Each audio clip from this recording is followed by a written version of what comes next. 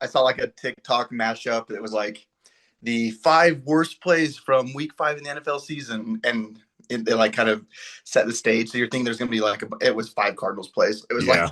DeMercado's run. It was the pick, the fumble, the Lockett.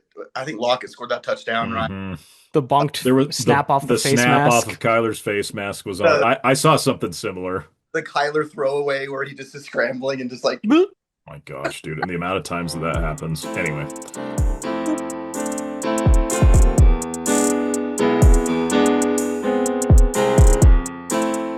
we welcome you to Wilk and Wiss, your weekly update on Utah athletes in the National Football League.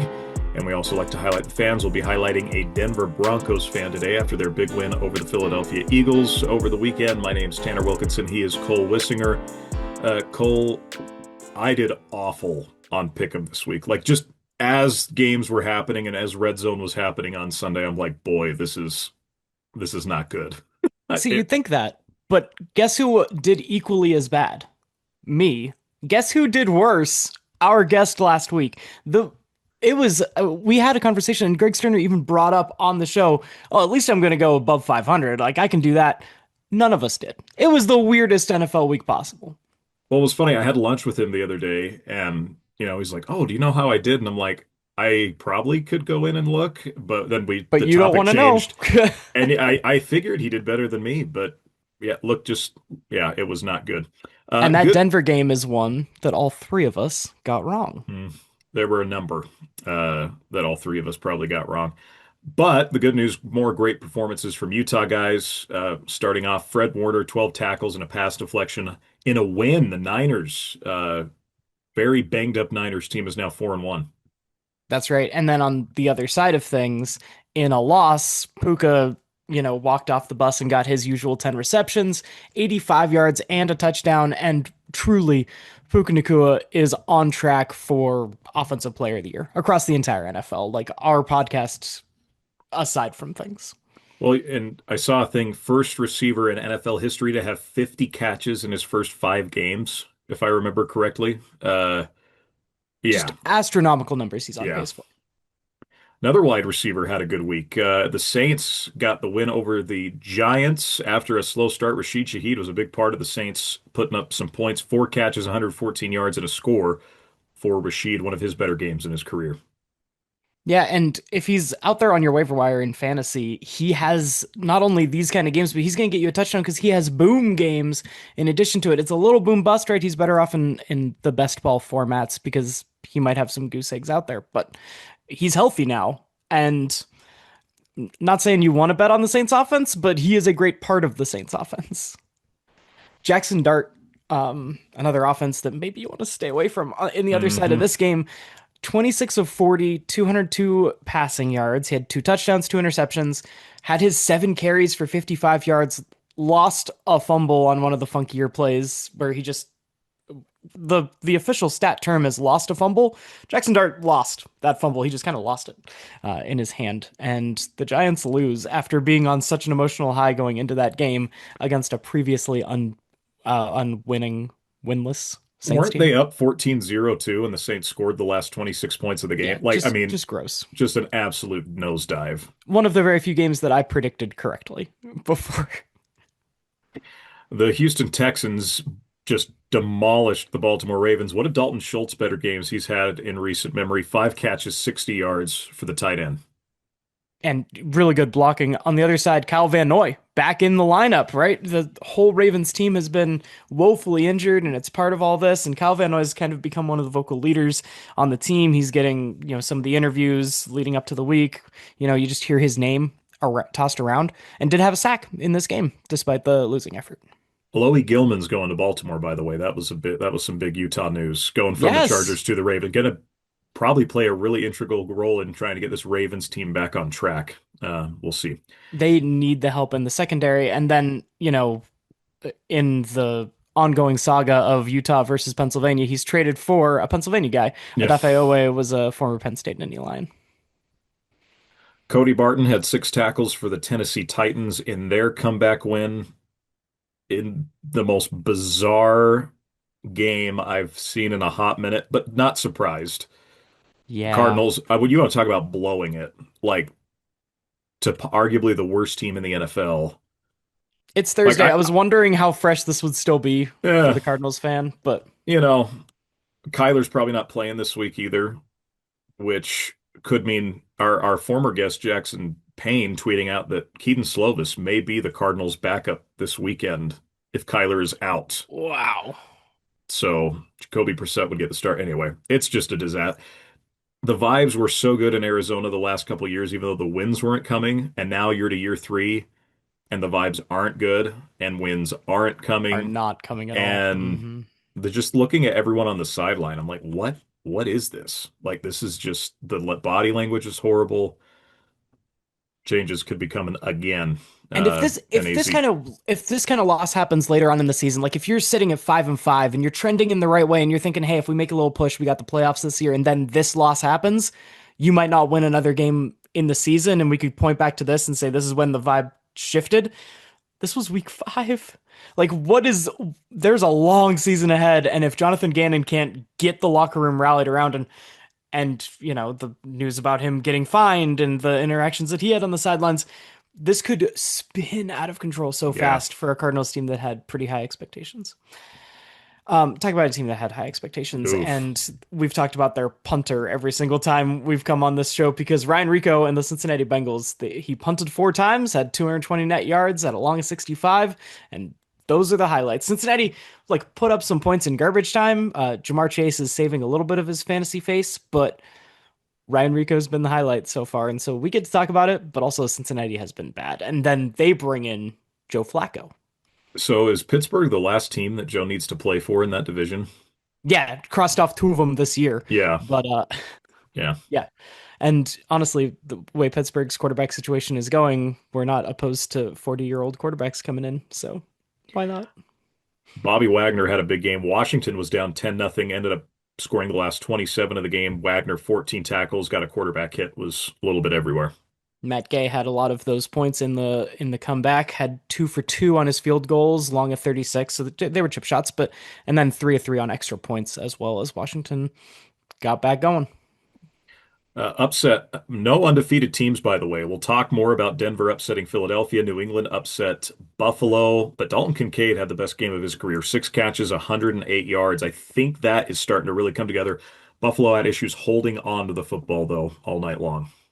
Yeah, but Kincaid is looking good, and he is their deep threat, and he's starting to turn into what they were hoping that he would be. And even though they were just using him as a receiving tight end even early in his career, it still has taken him a while as a tight hmm end, and as it usually does, to get things going. Cole Bishop, also for the losing Buffalo Bills, had 2 tackles and a sack. And then we'll talk about the Bills punter as well. Yeah, they brought in Mitch Wishnowsky. Buffalo's been having special teams injuries all year. 2 punts, 70 yards. Did get one pinned inside the 20 and a long of 43. Cole, our next guy we're talking about, he might be my player of the week again, because at least the play of the week, I don't think there's zero doubt about that. Absolutely. So tight ends take a while. Like year 3 or 4 is when they start to break out.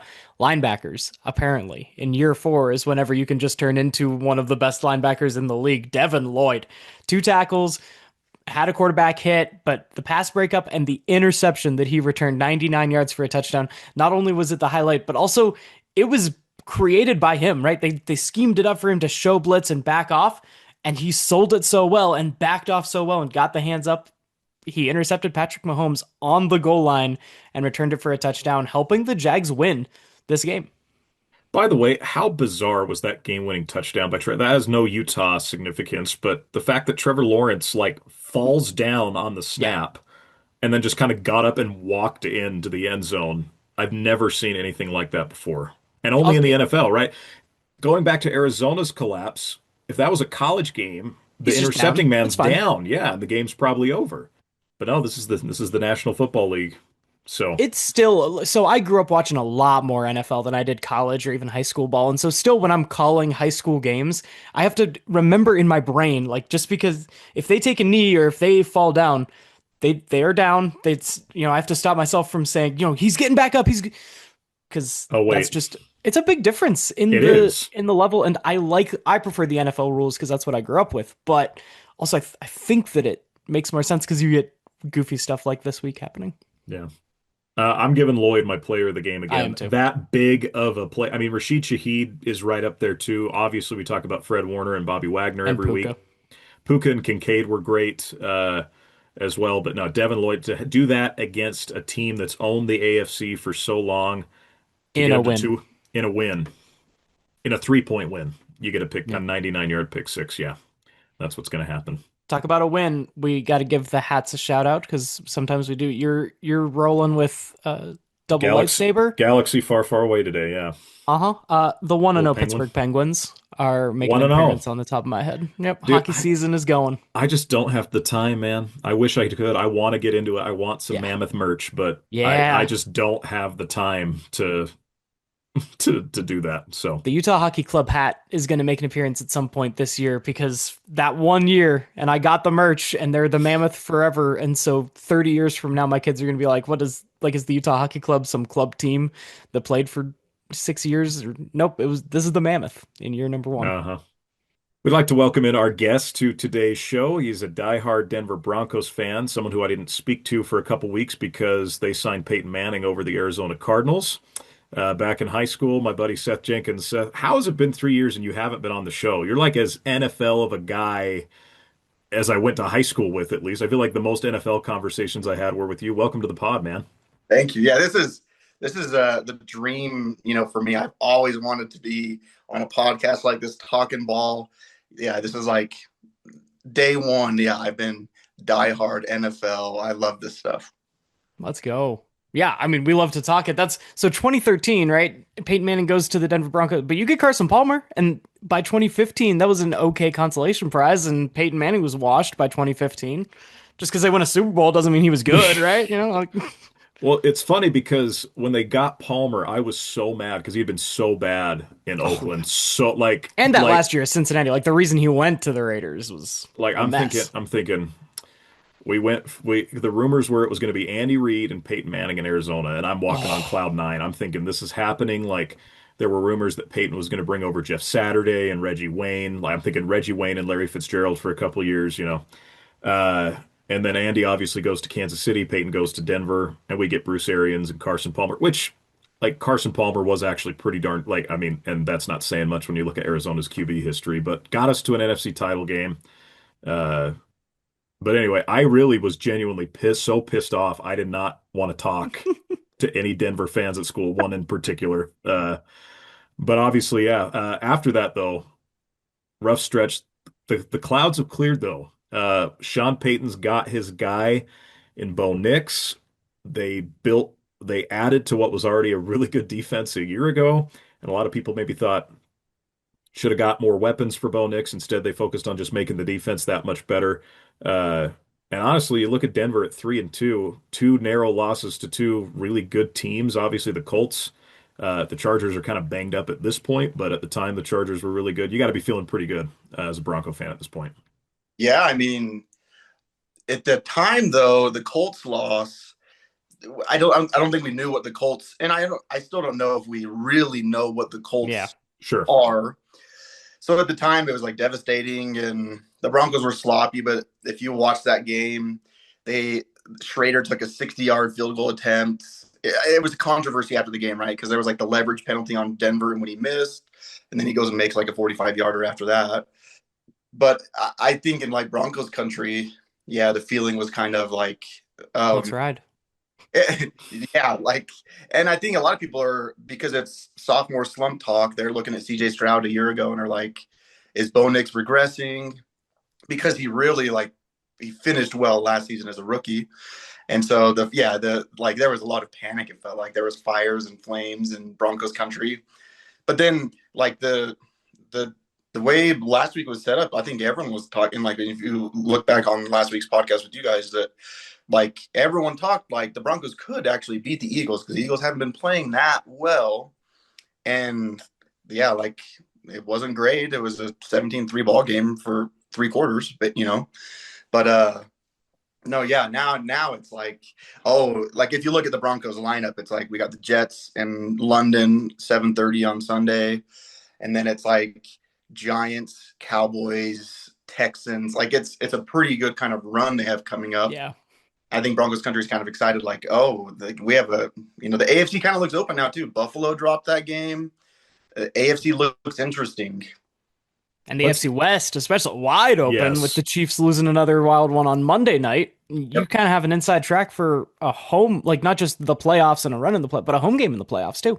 Yeah, I mean, even last year when like the playoffs became a discussion, because you guys are right, there was a decade worth where it's like we're watching Tebow, which was kind of fun, and there was all kinds. Trevor Simeon, who people were like I think he was a sixth round quarterback.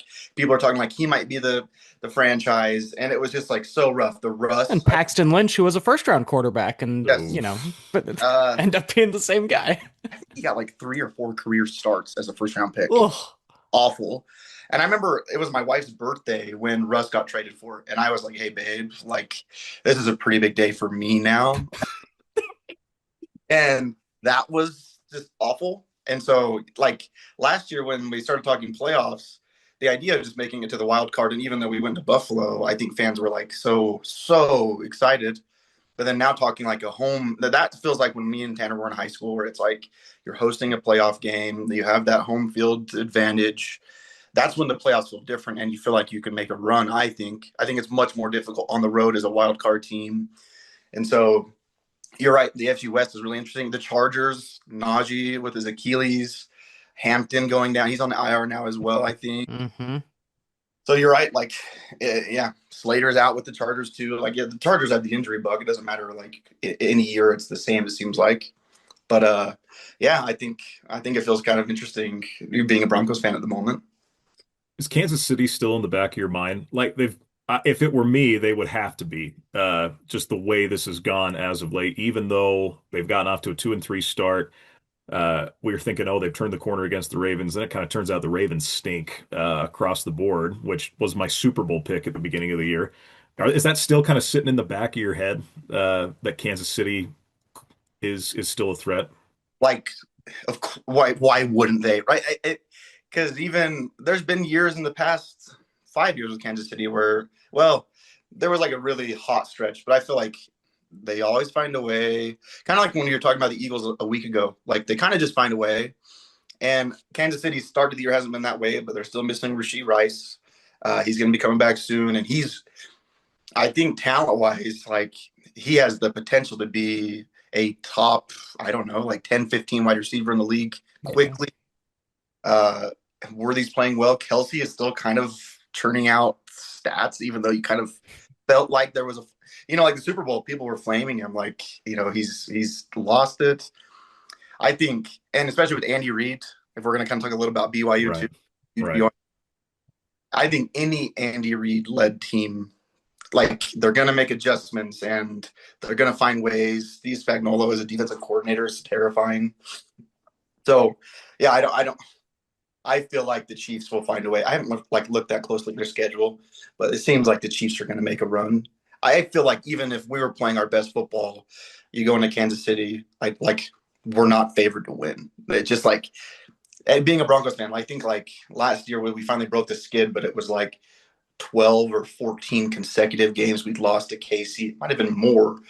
And so, yeah, no, I think Tanner's right with that. Like there is always, I think with anyone in the AFC, even the Jags game on Monday night, like I think watching that, you're still like Kansas City, like they're not playing as well as they could, and we know how good they could play. I think it's scary for the entirety of the AFC, really. They And did yet this run. year, Kansas City is 0-3 in those one-score games, right? They were unprecedentedly good last year. They were undefeated. And they had to play a lot of those close games. I think it was 11-0 last year. And that pendulum has swung exactly the opposite way. So maybe Kansas City is not Kansas City, but I mean, as long as they got Mahomes and Andy Reid, I don't know if we can really chalk that up. Now, I don't know if Aaron Roderick stole this from Andy Reid or if Andy Reid stole it from Aaron Roderick, but Kansas City ran the BYU tornado play last week, and I Yep. loved. So that's as much as I disliked the Chiefs' attention, and just I think a lot of people hate dynasties in general in sports. I loved seeing that little double twist tornado play that BYU scored a couple touchdowns on this year. Kansas City's got a couple guys that they can, yeah, you get that to Worthy out in space, and yeah, that's something to keep an eye on. Well, let's get to the pick'em. So you don't have a lot of competition when it comes to the pick'em early. It's been tough sledding for all our guests. Uh, is 10-6 still the mark, Cole? 10-6 is the mark held by Jacob Abel. Does this every year, comes in as our week one guest and leads the leaderboard forever.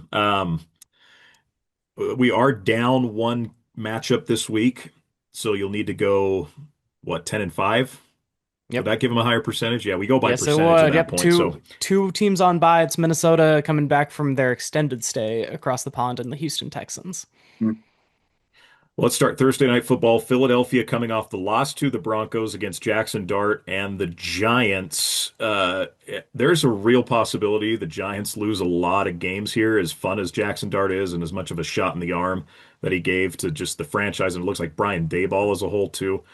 There's no way Philly loses back-to-back games when this is your second opponent, even with the short week. I think the short week benefits Philly a lot more than benefits the Giants. So I'm taking the Eagles. Yeah, they get the taste of that Broncos loss out of their mouth early and then enjoy a little bit of a bye +1 after beating the Giants. I can't imagine. We're still in when the schedule came out, we looked at the Giants beginning of their schedule and said, man, that's rough. And we're still in the beginning of that schedule. They went to Jackson Dart earlier than anyone thought that they would, and things are still they're going to be very tough. New Orleans was the one win that maybe you hoped to mark down, and they didn't get that. Yeah, I think you're right. I think if you were looking at their schedule, you would have said New Orleans is the auto win that they have Yeah. in every other game. And I think it goes Eagles, Broncos, Eagles for the next three matchups for the Giants, which Yeah. I don't know if I like any of those three. So I would go Eagles as well. As much as I would like Jackson Dart to have like this run, I think he has some stuff on film. And so I think teams are getting ready. It's probably going to be with a different coach when Jackson Dart takes off and explodes. So Uh, and off then across the pond. your island game early in the morning, the Denver Broncos and the New York Jets. The Jets have shown like they're not the worst 0-5 team that I've ever seen, but I am gonna pick Denver here. Defense travels in these overseas games, and yeah, this shouldn't be a problem for Denver. Justin Fields is just still Justin Fields at this point. There's not been a huge, amount of improvement, so I'm going to take Denver. Yeah, I just read like what Tanner's saying. I just read that the Jets give up the most pressures in the league, and the Broncos pressure the quarterback at the highest rate in the league. Nick Bonito, potential Yeah. player of the year candidate, back to back. Pat Surtain and Nick Bonito, kind of not a household name yet, but he's getting there. Leads the league in sacks, pressures. Even though he's like 25th in actual pass rushes. And so yeah, I think Broncos defense feasts and Broncos take that game. Well, the matchup of two teams that have dropped the ball at the goal line this year. Arizona is at Indianapolis. Kyler Murray did not practice today, which means Keaton Slovis could be the Cardinals' backup quarterback on Sunday. He's the practice squad quarterback. So, like, does Jacoby Brissett get hurt and then Sip for Slovis just comes out and balls out? No, the Colts should win this game. Our buddy Cole, our good college friend McKay, who's a Colts fan, was texting me. He's Mm-hmm. like, I think this game's going to be closer than a lot of people are anticipating. Mm. I'm like, have you seen the vibes though, man? Like the NFL is so much a vibes league, and the vibes are so bad on Arizona's sideline, and they're so good in Indianapolis right now. I just don't think there's any way Arizona gets the win this week. I'm taking the Colts. And the trends of the way these two teams have played games so far is Indy can get out to that early lead. Arizona has only been able to survive because they've had such big leads against such bad teams, and then their defensive adjustments have blown it to where they've almost lost, and then against Tennessee, everything came crashing down and they did lose. Yeah, I mean, I think Indy is up 14-0 at the end of the first quarter, and then Arizona has no chance. Yeah, I for Tanner's sake, I was like looking at this matchup, trying to be hopeful for Arizona. And maybe it's one of those games where because of what happened, they come out with a fire under them. But I think it's hard to pick against Daniel Jones and the Colts at the moment. I think it's like until they prove otherwise, you keep counting Indianapolis as like a contender almost. So Isn't that the wildest sentence that like any of us could be speaking? That Daniel Jones and the Indianapolis Colts are almost contenders? Like just Yeah. insane. Such a good story. Chargers and the Miami Dolphins. A couple teams underperforming right now. The Chargers, like we said in that AFC West, they're just beat to heck and so injured, and they're on the road now against Miami. Miami has been very bad, but I'm going to pick the Dolphins here in what I imagine is going to be just a close, low scoring, kind of ugly game. And the Chargers, right, have the right moxie, and we love Jim Harbaugh, but they might not have the warm bodies to get this win. That almost was my thoughts. Almost was my thoughts. Did you see Mike McDaniel walk into the locker room after the game last week? Yeah, tell us about My vibes, my Tanner. my Dolphins buddy, Ian, who we had on the show last year, sent me a text right after because the Dolphins blew their game against Carolina about the same time we blew ours, and he's like, "Well, looks like we both found ways to lose this week, new ways to lose this week. It's not good in Miami." Even though the Chargers haven't played well the last couple weeks, I'm still going to take the Chargers on the road. I think they got just enough. Justin Herbert's still good enough to go beat a bad team like the Miami Dolphins. Yeah, I think the Dolphins have a lot of firepower, and with Waller back in the league and doing what he's doing, it's been fun. But like, yeah, you're right. The vibes, and I think the clock is ticking for Tua. I think, and Mike McDaniel. I kind of think there's the whole situation's ready to kind of to blow up. So yeah, I'm picking Chargers. If I could start an expansion team next year with recently fired Jonathan Gannon as my defensive coordinator and recently fired Mike McDaniel as my offensive coordinator, I think I'd have a real shot of turning things around, but neither apparently can head coach a football team. I think Kyler Murray is out before Jonathan Gannon. If Ooh, I actually agree with that. I've had that same thought. I all think right. you, I'm not fully out on Gannon like I'm out on Drew Petzing. Like at this point, it's clear that guy's not ready to be an offensive coordinator. Like, and if Gannon's willing to make that change to save his job, that's what I foresee happening. But, And it and turns part, out that no one knows the name of offensive line coaches. It turns out your offensive line coach in Arizona, who went on to be the OC in Dallas this year and revitalizing Javante Williams somehow, that might have been the key to the secret sauce there in Arizona for years. that's the thing. Our O line like overperformed the last 2 years because that was Mm-hmm. always the issue with Kingsbury. He never paid for offensive linemen, so Kyler was always on the run. And then look at what's started this year. So Patriots make the trip out to New Orleans. I'm surprised New England's only a 3.5 point favorite after beating Buffalo last week. I like the Patriots, and I think they cover that pretty easily. There might be a little bit of a hangover, but you can afford it when you play a team as bad as the New Orleans Saints. I take New England. I'm thinking of like, are there any underdogs? Like who are my dogs this week? But yeah, you're right. Like I think coming off, and maybe like there's yeah that kind of like that momentum with New England where they're like on this high from beating Buffalo and they struggle against a Saints team who's kind of on a high against. But I just don't see it. I don't see it working out. I think the Patriots, with the way Drake May is playing, I think he'll find a way to win it, even if it's an ugly one. I think Drake May is the guy that can lead them. So Well, if you want me to talk you into an underdog, how about Miles Garrett in the Cleveland Browns defense against 40-year-old Aaron Rodgers who cannot move? I'm gonna take the Steelers because in the first couple months of the season, I picked the Mike Tomlin teams, and we don't start failing until the back half. But this is a reasonable place, and Dylan Gabriel looked decent enough. It is graveyard season, spooky season, and we know how Miles Garrett feels about that. I still like Pittsburgh. They get Jalen Warren back, which is a big boost, I think, for them after playing a wonky game overseas a couple weeks ago and then coming off a bye. I think they're a little more healthy. I like Pittsburgh coming off the bye against Cleveland's defense. I think I'm picking Cleveland.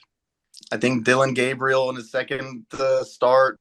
I think a great point is made. That defense, like I think statistically, it's like easily a top 3 to 5 defense in the league at the moment. I think they get after Rodgers. I think they create some turnovers and get some momentum. I'm going to pick Cleveland. I know that's a hot take. Dallas is in Carolina. The Rico Dowdle revenge game after what Dowdle did to the Dolphins last week. My gosh. I'm going to take Dallas. I still think Dallas's defense obviously has a lot of holes and a lot of issues. Carolina's just not a back-to-back playing well team, I feel like they don't play well back to back, week to week, that you don't know what you're getting out of Bryce Young. You don't know what you're getting out of that offensive line. So I'm going to go with the Cowboys in a close game. I love to see a stoppable force versus a movable object kind of game. Carolina's offense has been awful, and Dallas's defense is even worse. So who knows what that side of the ball is going to look like? But I'm taking Dallas because Dallas's offense, despite their defense not showing up week to week, has been a juggernaut. Yeah, I think Dallas is going to continue to score a bunch of points. I don't like until they run into a really really formidable defense. I think they're just going to score a ton of points. So yeah, I'm going Dallas as well. Seattle versus Jacksonville, a couple teams overperforming a little bit to where we thought. Seattle and the Mike uh, McDaniel McDonald. Daniel, yeah, Mike McDonald defense. Their defense has been hurt a little bit, and it hasn't quite been where I thought it would be. Right, I picked Seattle to get to the playoffs, and if it's going to get there, they got to get a little healthier, and they got to get a little bit more imaginative. And Leon Cohen is doing some crazy stuff with the Jacksonville offense. I I initially picked Seattle, but I'm switching to Jacksonville right now because I don't know if I trust Seattle's defense right now. I'm going to go with Seattle simply because I just don't see Jacksonville getting to 5-1. That's Jacksonville proved like that they're a feels good right. team. That feels right. And that I'm going with, yeah, kind of the feeling of this one. Both of these teams at 4-2 seems a little more realistic than Jacksonville getting to 5-1. Uh, this could be a very similar game to what we saw last week with Tampa Bay, just a shootout. Who gets the ball last? Who makes the least amount of mistakes? For now, I'm going to go with Seattle. Yeah, I think I agree with Tanner on this one. Although I think this is like one of the games of the week. I think there's like maybe one or two games that are going to be really exciting, and I think this is one of them. I think what'll be fun about this is Trevor Lawrence and Sam Darnold and their decision making, because Sam Darnold showed Mm. like he can be amazing, and then all it took was what was it, 30 seconds left in that game, and he kind of goes back to the Sam Darnold we knew, and we know Trevor Lawrence has had those issues in the past as well with decision making. I think this could be sloppy, but I'm picking. Yeah, I don't think Jacksonville goes 5-1. I just don't think they're that. I don't think they're that type of team. Rams head to Baltimore. Ravens are just so banged up, even with some of the trade. This is going to be bad. Even with the addition of Alohi Gilman in Baltimore, it's just going to be bad. The way the Rams offense is playing right now, even though they blew it to San Francisco last week, I don't see. I think they come out more angry than Baltimore did after getting their butts kicked by Houston. And the Rams have had a lot more time to sit with that bad taste in their mouth. I'm expecting big games for both Devontae Adams and Puka Nacua. Yeah, take McVay and the way this offense is against, yeah, the Baltimore Ravens defense that just only has a couple healthy guys out there. Also, it's surprising when you look at the fantasy apps to see that Lamar Jackson is even listed as questionable. It is It's not going to doubtful happen. at Yeah. best, and really you should be planning against it, which means the Rams will cruise to this win. Yeah, if I'm not mistaken, I think the following week is Baltimore's bye, and I think they wait to get to the bye for Yeah. Lamar. I think this is the easiest pick of the week. Los Angeles. Tennessee and the Raiders. Tennessee riding high. They're not so poo-poo now, and they're going up against the Las Vegas Raiders, who just they're one of the bad vibe teams of the year. I think Tennessee might pull off another one in a row, and the Raiders are down bad. See, I don't think Tennessee finds a way to do that again. And as bad as the Raiders have been, I think they get just enough juice to get the win. I think this is close. I don't think by any means that Vegas blows them out, but I'm going to take Vegas.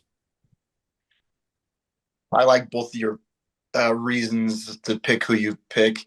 I because it's an AFC West foe. I can't pick the Raiders.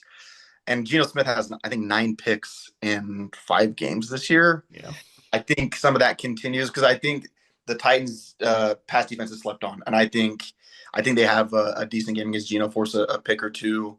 But yeah, I don't think this is going to be a fun game to watch. But I'm picking Tennessee. We'll see. As an AFC West rival, I don't think you have to be worried about what the Raiders are doing this season. So that should not sway things. You can feel free to pick them anytime because they aren't going to get a string enough of them together to compete with the Broncos.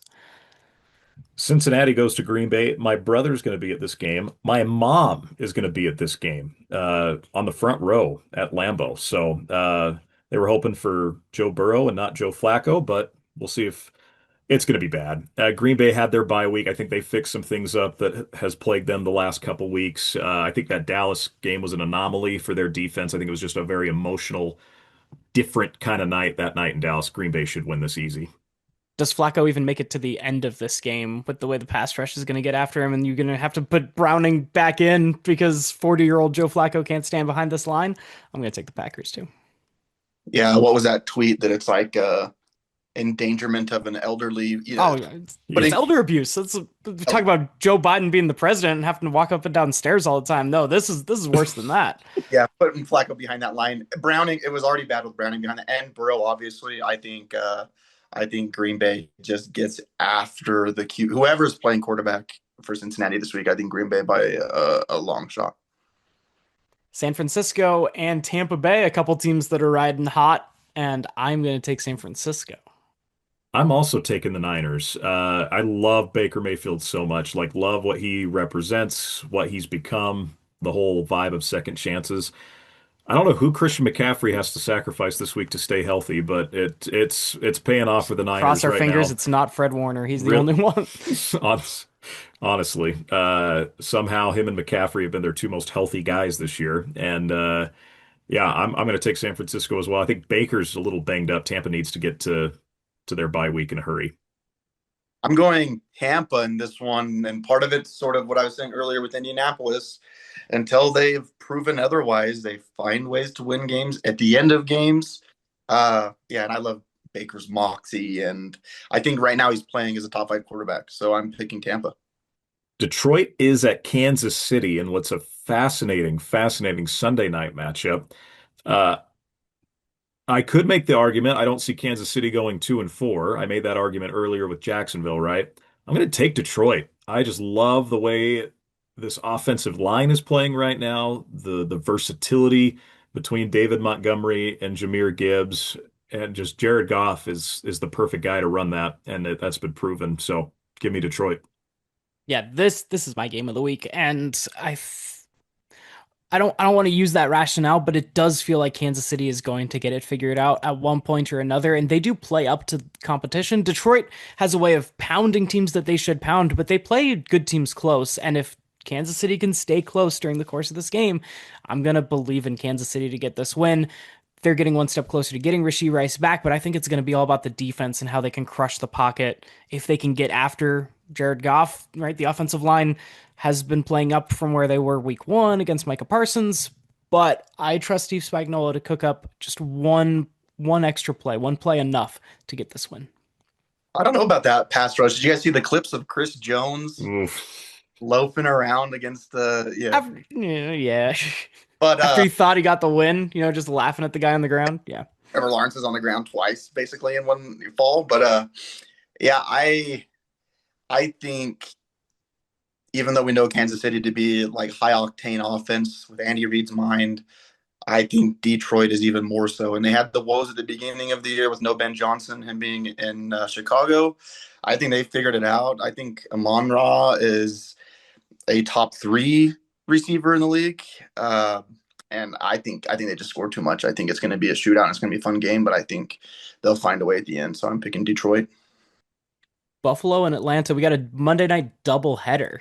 And the Bills in back-to-back primetime games have to go on the road. I think the Bills exercise the demons just fine and get back on track against the Falcons. Yeah, the fact that this is only a 4.5 line is kind of surprising to me. I get Atlanta's coming off a bye. Now Buffalo's gonna have stuff figured out. I don't think they turned the ball over as much as they did against New England. Bills by a million. I This is kind of I was thinking about this for a long while. I know Penix is still, but I think the bye week helps them, and I'm picking Atlanta. Ooh, wow. Love it. Final Monday night matchup, Chicago and Washington. After the Hail Mary a season ago, the rematch for the first time since that infamous matchup that sent these two franchises in opposite directions. Number 1 and 2 picks from last year's draft get to do it again. I like Washington. Jaden Daniels is, I think, back healthy. I think there's enough injuries on Washington that Chicago still maybe keeps this close. Chicago, I believe, also coming off of a bye. Yeah, they are coming off of a bye last week. Makes this a close game, and I think Washington finds a way at the end to get the win, just because I think Jaden Daniels is that much better than Caleb Williams. And I'm still very high on Caleb Williams. With the way that's going with Ben Johnson, it seems like that's getting better. They had another bye week, but as of we stand today, I like Jaden Daniels to to put him over the top. Jaden Daniels is still better, and I don't think that should be much of a debate. It's really Sure. Daniels and the number 3 pick Drake May, though we're not sure who's really the best in that draft class. But Ben Johnson brings a little bit extra to the primetime games, and I think that those funky trick plays that he will bring in and really envelop into the offense are going to be able to give the Bears an advantage against a really like underratedly old Washington defense. And it's not underrated on this podcast because we talk about Bobby Wagner every single week and he's the oldest guy making plays regularly. But when he's the guy you rely on to make a lot of those plays, there's holes to be had in the Washington defense. Yeah, I think I'm a little torn on this game. I think Chicago has a great chance to win this game if they come out early with the kind of that, like you're saying, like Cole is like they got to have a Romo Dunze, yeah, like kind of like the flea flicker Yeah. this year, and I think they got to score a lot of like 14 points in their first 2 drives, and I think they have a chance to knock off Washington. But I think what Tanner's saying, I think at the end of the day, Washington, they probably find a way to win this game. But I'm still going to pick Chicago. Mm. And I also All right. put in really quick, Cole, you were talking about the first two, the two quarterbacks who were talking about Jaden Daniels and Drake May. I think Bo Nix would want to throw his hat in that circle, especially. The fourth best quarterback of the draft class? Is that what we're trying to Oh, All right. oh, Mark my words, by the end of the season, because last year the Drake May didn't start all the games, and so we didn't have all of this, the data that we have on May, and so really it was Jaden Daniels and Bo Nix, and statistically speaking, in a lot of categories, Bo Nix had a better rookie season than Jaden Daniels did. It's factual; it's not my opinion. And Bo Nix hasn't looked. We talked about sophomore slump and the concerns. I think by the end of the season, we're going to be talking just again Jaden Daniels and Bo Nix, Drake May at number 3. And then 4 and on, Spencer Rattler. I'm just kidding, but There it is. that's I still think Jaden Daniels, Bo Nix, Drake May. Bo Nix is going to kind of solidify himself there with a deep playoff run. oh. I like it. See, I like getting an end of season take. We might have to start adding Yeah. that to the show. What's your end of season take? Well, Seth, This we is about the appreciate time you to do hopping this. on. We're at like the quarter season mark, True. so that's when we can look ahead. And if you want to make any changes to what your preseason take was, now's the time to pivot. I think you're now starting to really see who certain teams are. It's taken Right. 5 weeks, and I think this point forward, you're kind of starting to. In the AFC, it's still a little bit cloudy, but I think you're starting to learn who teams are. Yeah, this is exciting, and this was really like super. You could tell like this is so fun for me. So I'm happy to have been the guest for week 6. Love it. Yeah, if you need another guest down the road, I'll be your guy. My DMs are open constantly on Twitter, Tanner. Just letting you know. That's good to know. If you do win the $25 gift card, by the way, you get a playoff berth. You get to come back for a playoff show. That's an automatic. There's an automatic seed that comes with that on our show. So we always have the winner of the gift card on for wild card week. So hopefully we'll be seeing you then. Appreciate you, my man. All right, appreciate you guys. Cole, appreciate you, dog. Always Absolutely. a pleasure. This has been Wilkin Wiss, your weekly update on Utah athletes in the National Football League. We like to highlight you, the fan, as well, where we do have that big melting pot here in the state of Utah. We'll see you all next week.